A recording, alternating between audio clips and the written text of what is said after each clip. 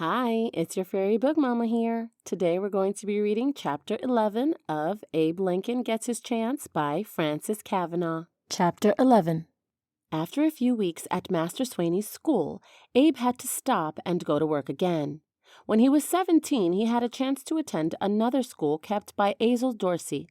Nearly every Friday afternoon there were special exercises, and the scholars spoke pieces. For the final program on the last day of school, the boys had built a platform outside the log schoolhouse. Parents, brothers, and sisters and friends found seats on fallen logs and on the grass. They listened proudly as one by one the children came forward and each recited a poem or a speech. Master Dorsey walked to the front of the platform. He held up his hand for silence. "Ladies and gentlemen," he said, "we come to the last number on our program. 25 years ago, Thomas Jefferson became President of these United States. We shall now hear the speech he made that day. Abraham Lincoln will recite it for us." Sarah Lincoln, from under her pink sunbonnet, stole a glance at Tom. "I hope that Abe does well," she whispered. Abe did do well.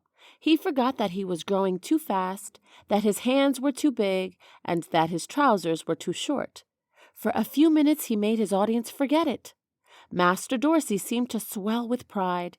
"If that boy lives," he thought, "he is going to be a noted man some day." Elizabeth Crawford, sitting in the front row, remembered what he had said about being president.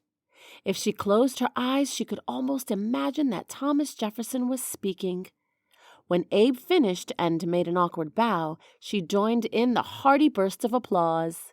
"Do you know where he got that piece?" she asked her husband in a low voice. "From the Kentucky Preceptor, one of the books you loaned him. It makes a body feel good to think we helped him.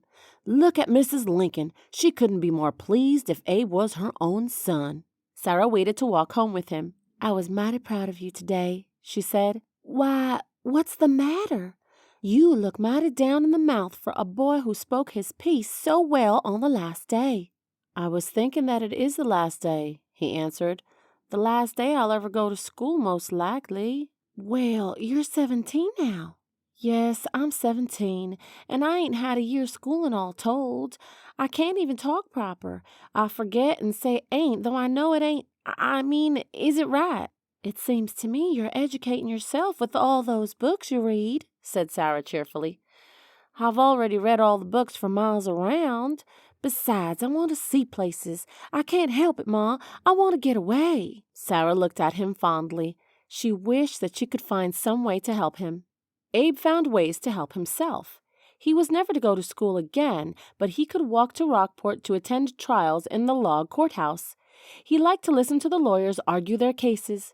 Sometimes he would write down what they said on a piece of paper. Now and then he had a chance to borrow a book that he had not read before from some new settler. He read the old books over and over again. He liked to read the newspapers to which Mr. Gentry, Allen's father, subscribed.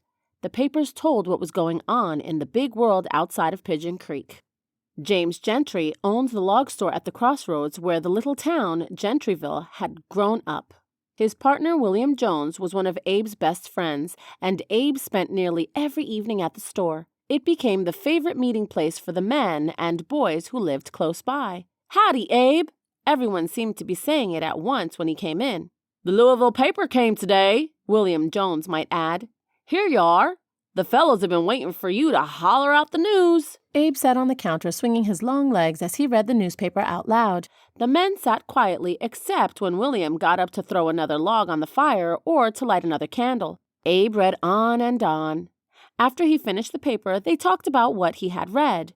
They argued about many things from politics to religion. They always wanted to know what Abe thought. Many times they stayed until nearly midnight listening to him. One evening, not long after Abe's 19th birthday, he walked home from the store in great excitement. He had been very sad since his sister Sally had died in January, but tonight he seemed more cheerful. Sarah looked up to find him standing in the doorway. "What do you think has happened, Ma?" he asked. "I am going to New Orleans." "How come, Abe?"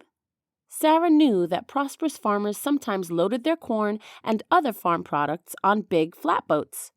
These flatboats were floated down the Ohio and Mississippi rivers to New Orleans, where the cargoes were sold. But the Lincolns raised only enough for their own use. They never had anything left over to sell, nor could they afford to build a flatboat for the long trip down the rivers. "How come?" Sarah asked again. Abe seized her around the waist and danced her across the floor. She was out of breath but laughing when he let her go. "Alan Gentry is taking a cargo of farm truck down to New Orleans to sell," he explained. "His pa has hired me to help on the flatboat. Mr. Gentry will pay me $8 a month. I reckon Pa will be pleased about that." Abe himself was pleased because he was going to see something of the world. New Orleans was 700 miles away. It was a big and important city. Sarah was pleased because this was the chance that Abe had been wanting. He had grown so tall that she had to throw back her head to look up at him. "I'm right glad for you," she said. End of chapter 11. Well, thanks for listening.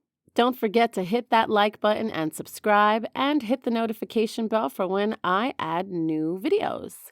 If you're going to bed, sweet dreams. If not, have a wonderful day. Bye.